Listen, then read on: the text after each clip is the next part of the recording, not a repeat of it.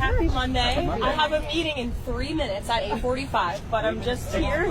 I'm here to say it's a very busy day here. That's why you're all here early. Of course, we have Prime Minister Netanyahu coming in just a few hours. As you know, the president has been working tirelessly on this effort to bring this war in Gaza and to bring this conflict in the Middle East to an end. He wants to see all of the hostages released. And Ambassador Witkoff, Special Envoy Witkoff, sent a very detailed 21-point plan to both sides, and the president expects both sides to agree. So there will be a press conference later. You can ask your questions of both the president and the prime minister at that.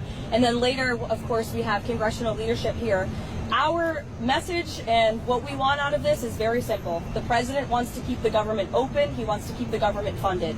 There is zero good reason for Democrats to vote against this clean continuing resolution. They voted for this exact same bill 13 times in the past. We want to keep the funding for our military, for our veterans, for our women and our children in this country continuing. We want the government to stay open. The president is giving Democrats one last chance to be reasonable today. Is the president here to negotiate with Democrats? Look, there is nothing to negotiate when you have a clean CR. Look, there are, of course, important policy discussions that can be had, but we are nearing a government shutdown and we are nearing a funding deadline, and the president wants to make this deadline. He wants to keep the government open. There is a press conference today with the Israeli Prime Minister. It signals, I think, that he's expecting there to be a deal announced, or at least that Netanyahu is going to accept the proposed plan. Is that the hope that the president has today? Look, the president knows and believes that this is as good of a plan as these sides are going to see. And that's why it's 21 points. It's very detailed. It's comprehensive.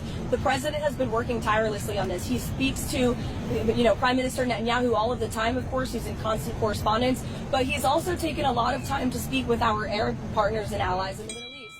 He met with them at UNGA in New York City last week to hear them out. We've obviously had direct and indirect conversations with Hamas as well. And ultimately, the president knows when you get to a good deal, both sides are going to leave a little bit unhappy. But we need this conflict to end. The president's made that very clear. He wants to see the killing stop. Is the expectation, though, that the Israeli Prime Minister is going to sign it today or agree to it? The president believes strongly in this plan, and he wants this to be the plan, and he wants this war to come to an end.